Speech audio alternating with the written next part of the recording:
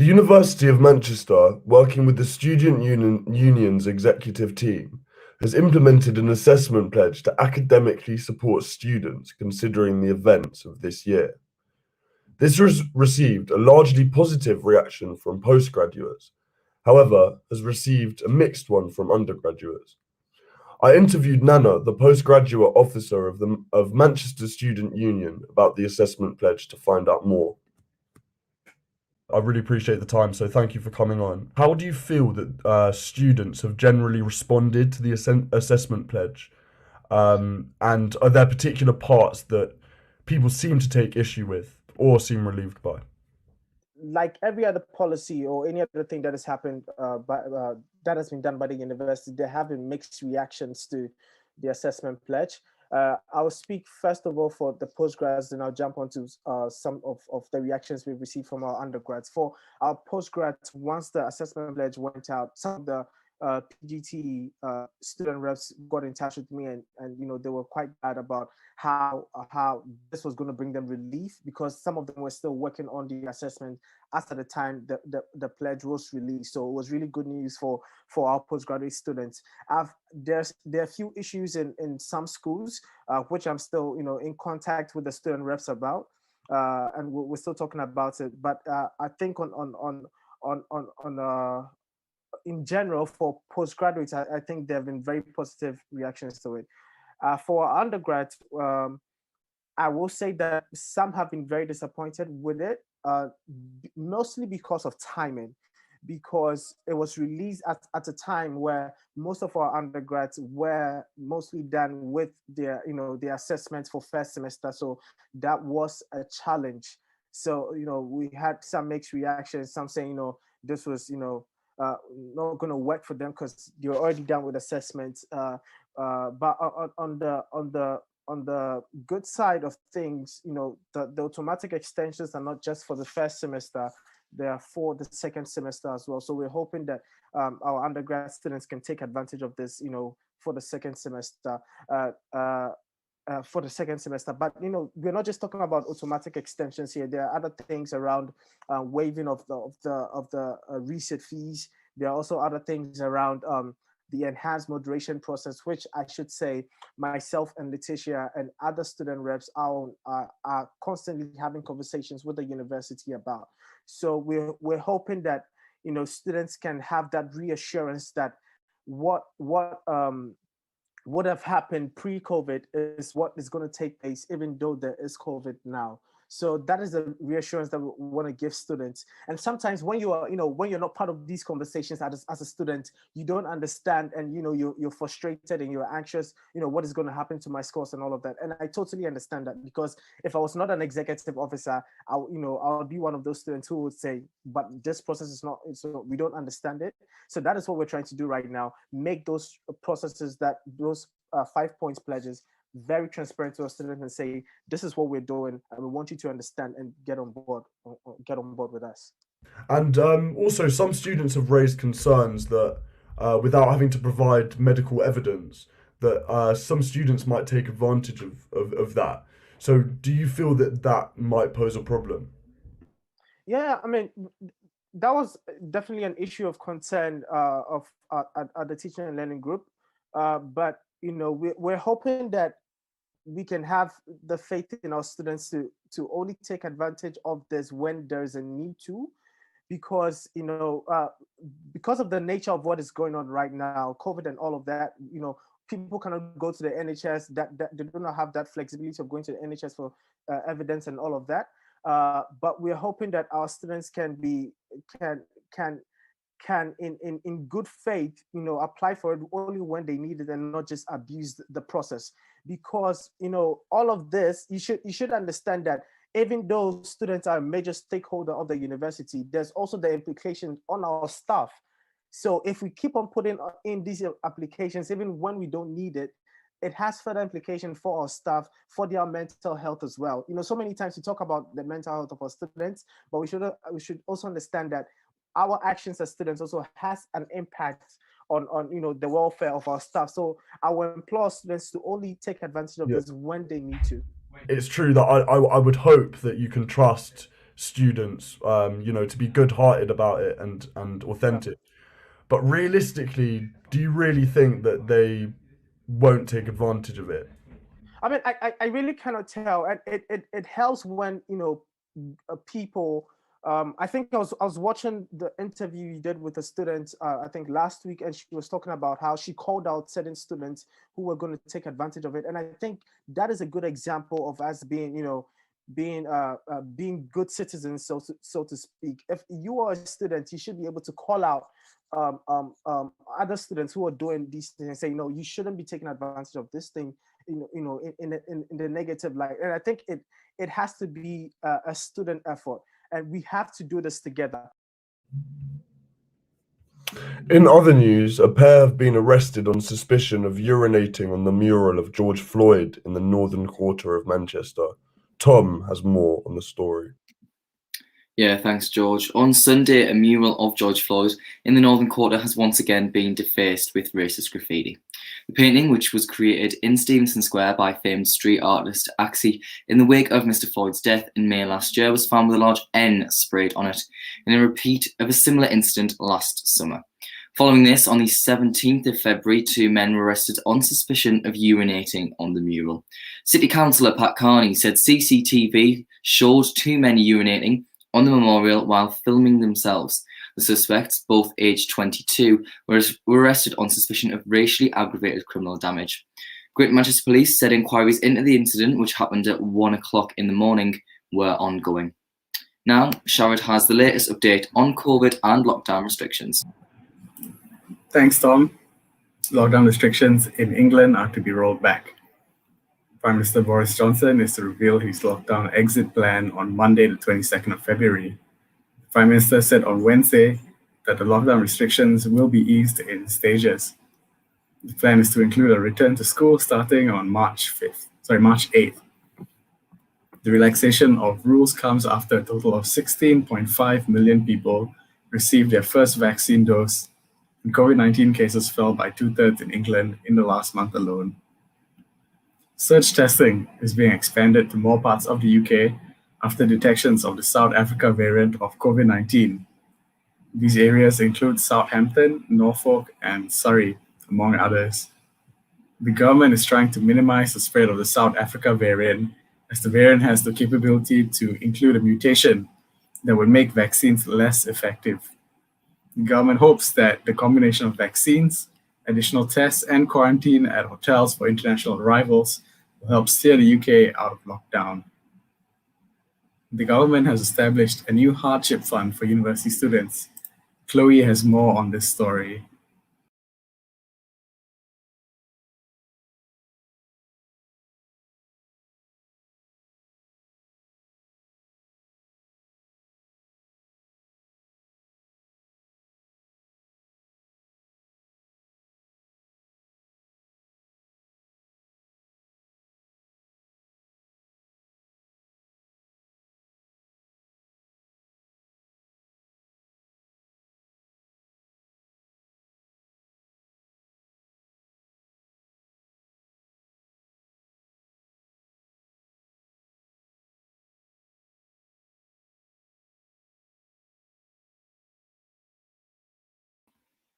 Sorry to interrupt you there, Chloe. It seems as though your mic doesn't seem to be working. I think you're on mute at the moment.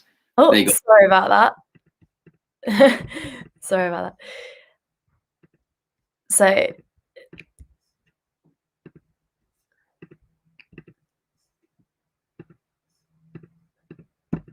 this Monday, the General Secretary Kwame has announced that the SU have successfully secured a £50,000 grant from the university to resource their emergency loan service.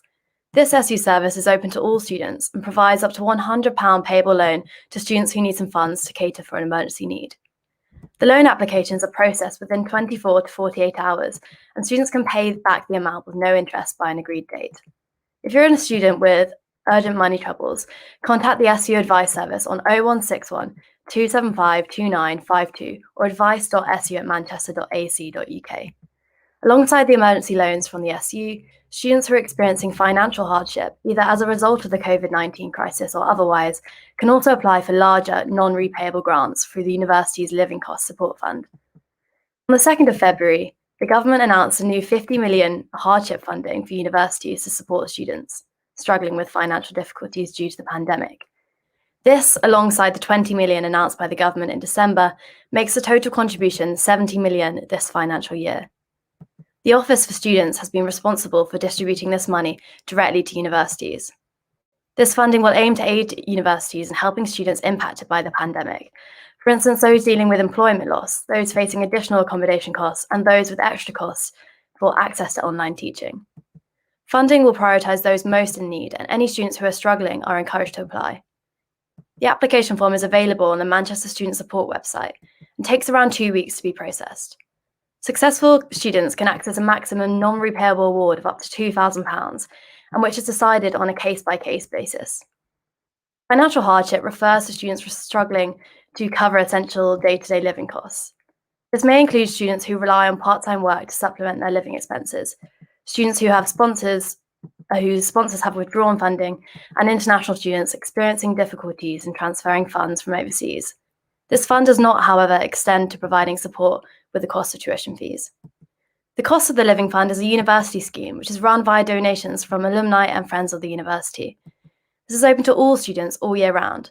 Now here's Anurag with the latest international news. I'm Anurag Sharma and you're watching Fuse News. It's been almost 4 months for Indian farmers to be on protest against the newly passed Farm Bill by the Indian government. During this protest, more than 70 farmers have lost their lives and thousands of farmers have got injured by the violent action of Indian troops. To know more about this ongoing protest in India, watch our report. In India, there's a massive farmer protest going on. Since November, farmers are on the roads of the border around the national capital of Delhi as troops of Delhi police and paramilitary forces are not allowing farmers to enter Delhi following the orders of the central government. In the latest development on Thursday, Farmer Union have halted various trains throughout the country. They announced doing this as a sign of protest a few days ago. In 2020, the Modi government presented a new farm bill, and as the government is having the majority in lower and upper houses of parliament, the bill got passed and becomes a new farm law under which the priority has been given to private industrialists to buy directly from the farmers on their desired rates. After which farmers became insecure that the involvement of the government will be revoked by the time and MSP, which is the minimum selling price, will be withdrawn. Since then, various farmer unions decided to protest outside parliament, but they were not allowed to enter the national capital of Delhi. Hence, they decided to stay on the roads bordering Delhi for an indefinite period of time. During the initial phase of the protest, government and security forces handled all these things very violently and with robustness. To stop farmers from protesting, security forces used water cannons, fired tear gas shells, and also did lathi charges on various occasions. But farmers stood on their call and they decided to stay there only on roads. Since then, they are getting food material and all the essentials from various organizations in the form of donations. 26th of January, which is being celebrated as the Republic Day of India, farmers decided to do a tractor parade in Delhi. They sought permission from Delhi police to organize this parade on Republic Day. After all the formalities and inspection, police gave them permission with a route plan to be followed by the farmers. But on 26th of January, India witnessed something very violent which have never been observed since the Indian independence. A group of farmers broke the route plan and rushed on the roads of the national capital. Few of them tried to do stunts by tractors on Delhi road and also tried to run over the tractors over police officials. After breaking so many barricades, they reached the iconic and historic monument of India, Red Fort, where they managed to reach the top and they hosted their flag next to the Indian national flag. Later, the Farmer Union denied all the allegation and said that it was a propaganda by the Indian government to defame the farmers. Also said that BJP sent their party workers in the crowd of lakhs of farmers who were protesting, and those BJP workers tried to do all these things just to defame farmers. After this incident, government ordered to build a concrete border wall fencing around the area where farmers are protesting now. Then with the use of nails, fencing wire, and by digging the national highway for around 10 feet, government workers made the border wall. This step of government got very much criticized and caught attention from various international personalities also. British Member of Parliament from Slough, Tanmanjeet Singh Dhesi, have also raised this issue in Parliament, asking Boris government to intervene in this matter. Famous singer Rihanna also criticized the Indian government on Twitter, after which huge protests also been observed in India against Rihanna by the Modi supporters, and cases have also been filed against Rihanna in India. Climate activist Greta Thunberg also raised her voice favoring Indian farmers, after which the government chased down her links with one Indian climate activist, Disha Ravi. And by revealing the WhatsApp chat between Disha and Greta, Government of India made the allegation under Toolkit case that it was the pre-planned activity to defame India on global platform. Hence, they took Disha under arrest with several more activists.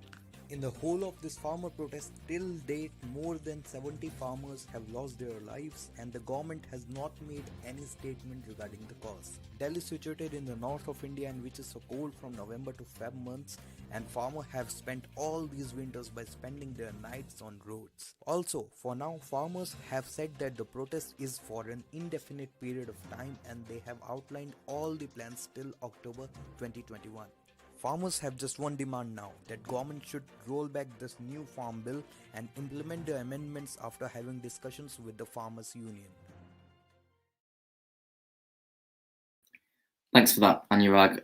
Look at the protest in India. Also hitting the international landscape today is that yesterday evening, NASA successfully completed a mission to land the Perseverance rover on Mars. This vehicle landed in the Jezero crater, which is located close to the planet's equator. Following the achievement, there were jubilant scenes at NASA's Mission Control Unit, with the rover having left Earth in July of last year. The vehicle also has 19 cameras, allowing for visual recordings to take place, with this hopefully shedding some light on the many questions space engineers have about Mars, including the analysis of whether life may have existed on the planet. That's all with that. Now Pippa has the latest on the SU officer elections. In other student union news, nominations for the 60th SU officer elections close on Sunday the 21st of February. The exec officer roles are full-time, year-long positions where you will earn £19,944 to learn new skills, hold the university to account, campaign on key issues and represent the voices of students at UOM. Students can also run for part-time officer roles, which can be held alongside if you're passionate about making change in the university or know a student who you think would be a great officer. You can access the nomination form and more information at manchesterstudentsunion.com/elections. And finally, this February, the UK is celebrating the LGBTQ and History Month. As part of the celebrations, the SU has hosted a range of talks, watch-alongs and other events. To mark the final week of February, the Students' Union is hosting a My God, I'm Queer watch party tonight from 6:30 p.m. via Zoom. My God, I'm Queer is a film which explores the question, can you be Muslim and gay? Directed by Matt Mahmood Ogston, founder of the Naz and Matt Foundation. For info on how to join the Zoom, visit the SU website. That's all from us this week at Fuse News at the University of Manchester. Tune in next Friday for our weekly news update.